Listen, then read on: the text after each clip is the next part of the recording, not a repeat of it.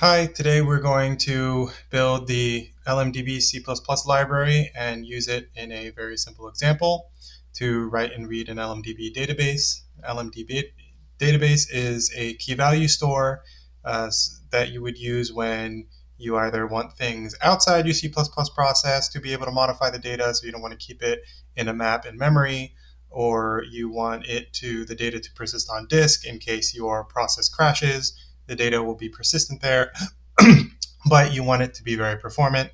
It's mapped to memory, so it's very fast to read and write, and it supports nice things like ACID compliance and concurrent read-write access, so you can have multiple threads or multiple processes interacting with the LMDB database without corrupting the data. In order to do this, we just need to grab the C library, build it, grab the C++ library, and then build our project. So in the description, I have linked this repository with scripts to install different C++ libraries.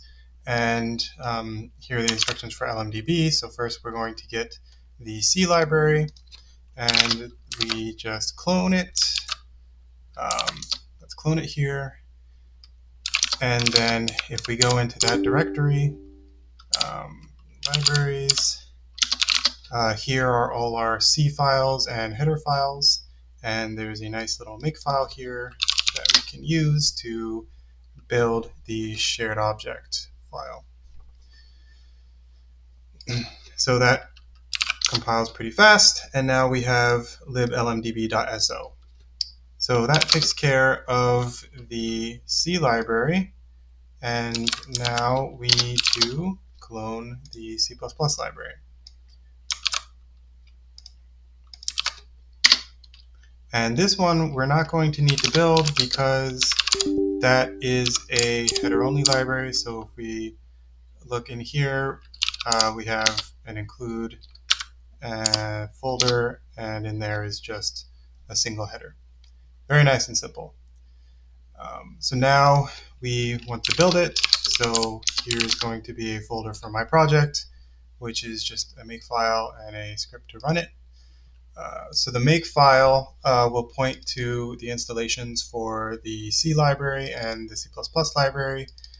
For the C library, we need to include the headers, so put it on the include path, and also include the library, so we put it on the library path, and we need to link it against liblmdb.so. For the C++ library, we need to include the headers, so that's on the include path. And then the example we're using is also in that repository, so that's why this is here. Let's look at example.cc real quick to see what we're building. If we're in the top level of the repository here, and there's just an example.cc. If we open that, we can see the actual code we're using. So we include this lmdb++.h, and we create a space for LMDB to use. That's 1 GB of memory, and the on-disk stuff is going to be in the example.mdb folder. And all we're doing is making 3 key value pairs in the database and committing that transaction. That's the right part.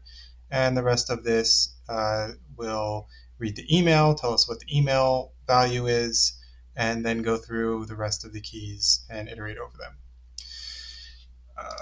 So we're ready to compile this.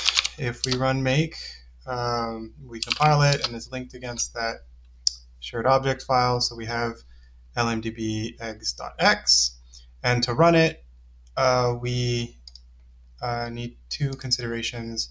First is we need to make this example.mdb folder before we run the program. And the second is that since I don't have this installed somewhere nicely like like somewhere that's already on LD library path, we need to make sure wherever that SO file lives is on LD library path. So let's run that, and we have, this is the email, and then email, full name, and username. So that's a very quick way to get up and running with the LMDB library, and I hope you find it useful for a project of yours.